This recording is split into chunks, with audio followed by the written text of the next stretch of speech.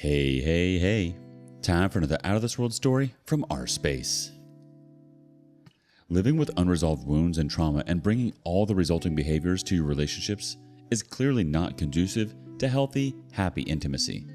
Your spouse or your friend, relative, partner, or colleague may only have your highest good in mind. But when you see life through your scars, you may experience attacks where none are intended. Likewise, when you see yourself as unworthy, you may not effectively express and preserve your worth in relationships. The unresolved trauma is the filter through which you see the world and all your relationships. Today on rSpace, we see why it's important to resolve the unresolved. Our first OP chooses life over death. Cheating wife wants to try again. Little backstory. I, 23 male, and my wife, 23 female, have been together 6 years. 3 years married. We have 2 sons, 4 and 2. I'm still trying to come to terms with what happened last December. It feels like life in the past 9 months has been one kick to the groin after another. In December, a couple days after my youngest son's birthday, I decided to go through my wife's phone because I felt her very distant and disconnected from the family. This wasn't an issue ever really. We used each other's phones interchangeably often. I never suspected her of cheating because we agreed the last thing we wanted was for our sons to grow up choosing which parent they get to spend holidays and birthdays with, especially since she had a rough childhood of going back and forth with her separated parents. Anyways, what I found was some texts of her texting another guy, and I confronted her hoping for a reasonable explanation. She cracked right away. I could see the guilt was killing her. She confessed that it was only a kiss, but something in my gut said it was more. I kept asking if she was sure that's all that happened, eventually admitting she slept with this guy. At the time, I didn't know who he was. I later found out it was a 33 male mentor she had reached out to get advice on entering dental school.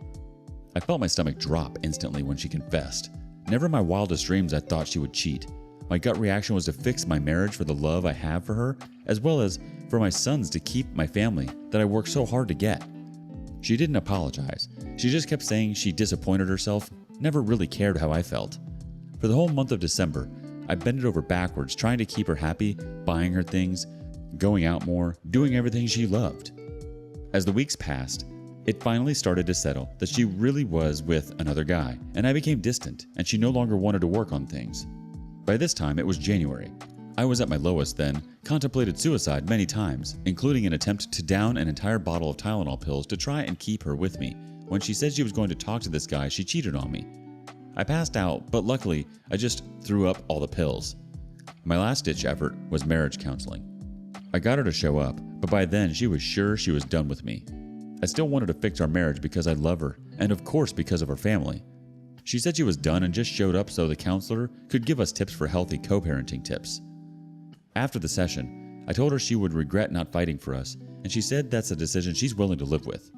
We still lived together through the whole ordeal.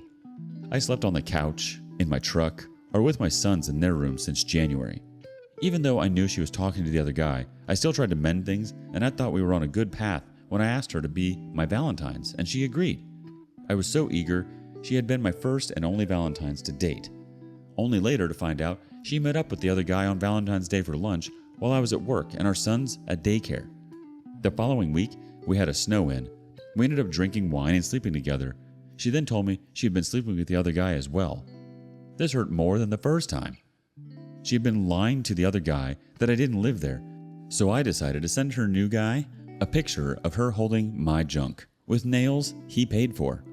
I had to get her phone to get his number to send it to him, and for the first time, she laid hands on me because she did not want me to send the picture. He ended up thanking me and ended things with her. She, of course, hated me. I felt a sense of, that's what you deserve, at first, but soon felt regret when I saw how much it hurt her. She was furious and told me she wanted nothing to do with me, and basically that she hated me and wanted nothing to do with me. I went for a drive and ended up in a city 5 hours away and stayed at a hotel. I called my sister and she finally calmed me down to go home and stay with my parents. The end of February and first week of March, I moved all my belongings to my parents. My wife and I only talked with things regarding our sons. We decided 1 week each with our boys.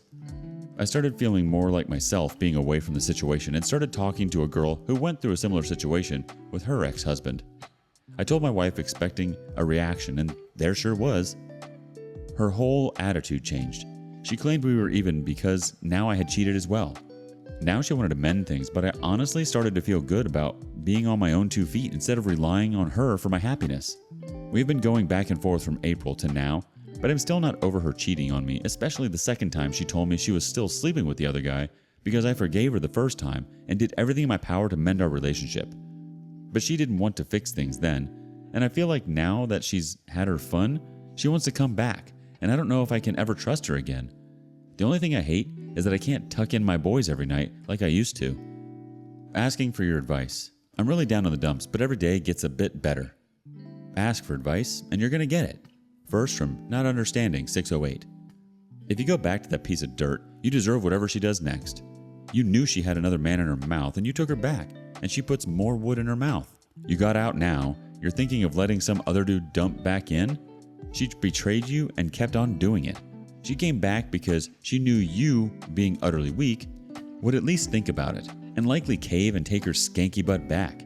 Don't. Good luck. Next opinion from J&H Daughter. Okay, you need to seriously grow a backbone. Sir? Seriously? She had a whole side piece and you want to stay with her? She effing got mad at you for telling the side piece she's a cheating whore and you want to still be with her? She doesn't respect, care, or love you, and you still want to stay with her? Where is your self-worth? Why do you think you deserve this kind of treatment? What kind of abuse makes you feel this is what a relationship is? You understand she's a contradiction? She says she doesn't want to raise your kids in a broken family, then goes and breaks it, and basically treated you like a simp. You need to do better with your life. You need to divorce her, co-parent, stop sleeping with her, stop confusing yourself. Why would you want someone who gave what you should have been yours out to the streets? I don't even understand how you can even touch her after someone was all up in her. When my ex cheated, I didn't want him even touching me because all I could see was him doing those things to the affair partner. You need to work on your self-esteem and self-respect. You need to be a better example for your sons. Would you want your sons having someone like her? What would you tell your sons if one of them came to you and told you their wife did what yours did? Please do better and stop being a doormat for someone that doesn't deserve you. Travis Up 47 says, Bro, stay away from her. Like you said, you started feeling normal again. You don't want to go back to that hell.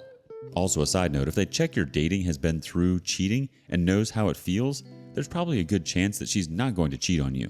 That's not guaranteed, but at least you know ahead of time she knows what it feels like. Please get away from your kid's mother. Life Yogurt Closet 98 says, Just stay with your wife and pay her bills while she sleeps with other men. If that makes you happy, then do that. The fact you didn't defend the other woman you had a connection with when your wife said, "You're even," means you don't care about the new girl and it was effed up of you to involve her. Now again, stay with your wife and pay for the things while she gets with other men. Whether or not she does, doesn't matter. You'll never be able to trust her. You'll always think she's lying. Even when you caught her lying, she still lied. Even when all the lies were done, she chose someone over you. You will never be the person she wants to be with because you ruined it for her. The fact you felt bad after telling her affair partner that he was still an affair partner just says leaps and bounds that you are seriously a type of person who would help her disrespect you and your family further. Sorry, but that's the information you provided me with. I want what's best for you, OP. I want you to be happy, but you don't want that yet. OP, I'm so tremendously sorry to hear that this took you to such a dark place to consider making such a permanent decision with your life. This saddens me. It's so important that we have people we can turn to in those moments to talk about how we're feeling. Infidelity is absolutely soul-crushing. It's a sort of pain which is deep and lasting and can lead to all sorts of insecurities and festering wounds if not properly treated and cared for. It's basically like mourning a death. Maybe even your own death in a way. But it's important to remember that there's a life after death in a sense. It's opening a new door full of new opportunities. You guys were together at such a young age, and in a way, those are some seriously pivotal years. You're so young and your potential is endless. You have so many tremendous years ahead of you. Things are only just starting for you, OP. Have you been in a similar situation? If so, and you could tell OP one thing, what would it be? Meanwhile, our next OP remains resilient. X, 27 male, reaches out to me, 26 female, after 2 years of no contact while in a relationship with the person he cheated with. I broke up from my ex 2 years ago after having suspicions of him emotionally cheating with his coworker. When he crossed my boundary, I knew I had to end it. even though I loved him to my core. He went public with her 2 weeks after the breakup. Fast forward, I went no contact from day one. He reached out after 3 months of breakup, whilst in an official relationship with the girl he cheated with. I ignored his reach out and continued with my life. He, on the other hand, was so public with his new relationship, he took her to a place we went to for our first date, holidays, uploading happy pictures together, declaration of love. I never received this kind of attention. I was not put on social media. I had to beg him to arrange date night, and after all that, he called me high maintenance. Seeing his new chatter online killed me, and at that point, I knew it was time to block him, and it has stayed like that ever since. I needed some immense therapy as I was severely emotionally and psychologically abused in the relationship. Made me feel not good enough, and whatever I was doing for him was never enough. I have been in therapy for 1.5 years now. After 2 years, he reaches out on a weekend. I just wanted to see how you were doing. I know it's been some time, but I'm sorry the way things ended. I wasn't in a very good place and didn't communicate well. If you'd rather not speak, then I'd completely understand. I thought, okay, whatever he wants to get rid of his guilt. I ignored. No answer is an answer. The next day, I received 3 calls, 2 messages. Just wanted to see if you're okay to talk. I couldn't believe it. 3 days later, I received another message from a social media platform that I don't use. Trying to reach out on. Not sure if your number is the same, but it would be great if we could talk. The calls and messages all happened on a weekend, but I couldn't wrap my head around the urgency in his reach out. I have not reacted or responded to any of his reach out. These calls and messages gave me panic attacks, which I realized was my body's response to PTSD. I can't get my head around why someone would want to reach out to their ex from 2 years ago while with the person they cheated with. Surely, if you were in a healthy relationship, you would not do this, right? And yes, they are still together. May I ask for some insight into this behavior? Why did it happen all of a sudden on a weekend after 2 years? I don't simply understand. TLDR, cheating ex reached out after 2 years of contact, persistently calling and texting while in a relationship with the person he cheated with. Let's check into the community. First, from StrictPin5045. Apparently he realized what he gave up. He's getting what he deserves. Over the Counter 8 says, that's good, keep up with the no contact. I have a feeling he is not happy with his decision and choices. He also wants to get rid of the guilt and wants it justified. Discuss it with your therapist and if possible, change your number. He did say he understands if you don't respond, so he should keep insisting. If he is only contacting you on the weekends, maybe probably he is trying to cheat with you. Just saying. It's very weird and out of character for someone who is very happy in a relationship. Ain't Easy Being Cheesy 90 says, he said he'd understand if you didn't talk or respond, then blows up your phone? Based on that, maybe he doesn't understand how he hurt you and how it affected you, or maybe he really wants to make amends. Either way, you are not obligated to satisfy whatever need he has. Definitely talk to your therapist about this. Stuck in there. F that dude. Interesting 2K says, well done on sticking with the no contact. You're doing great. He's a narcissist who can't take no contact or no response from you as an answer. The power is definitely with you. Hold on to it because it's eating him up at the moment. But a conversation with your therapist would be helpful to get a professional perspective. You got this. Honestly, OP, a lot of abusers act this way because they need something to control. When they can't get their kicks with whomever they're with or wherever they are in that moment, they return to what they remember was easy to control. This guy sounds like an absolute narcissist who needs his fix. Unfortunately, you are the fix, and I'm sorry this has caused you so much emotional and physical trauma.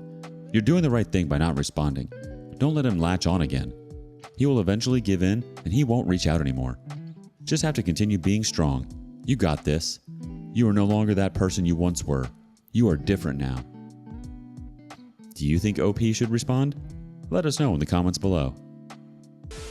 And thank you for joining us today on rSpace. Like and subscribe and hit that notification bell so you don't miss out on your next video. Also, please let us know what you thought of today's content in the comments below. Also, if you need someone to talk, please reach out to services in your area to help you navigate the challenges you or a loved one are facing. See you soon.